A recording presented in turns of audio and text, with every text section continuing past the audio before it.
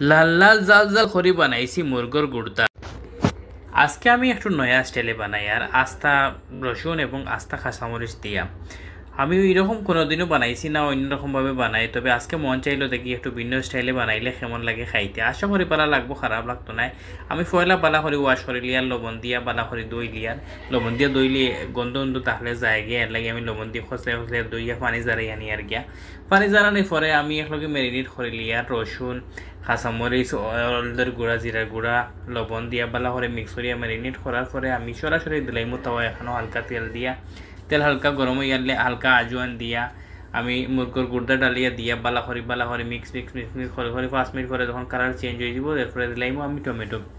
Tomato দিয়া হালকা পানি দিয়া গড়িয়া 5 মিনিট রান্ধিলে ঠানাইয়া হয়ে যাব গিয়ে আমার মুরগর গুর্দা। দেখানি খুব নরম হয়েছে, জুসি হয়েছে, খাইতেও খুব মজা হইব। আশা করি খাওয়ার ফাল্লা খাইলে খাইয়া দেখা যাক কিলো হয়েছে।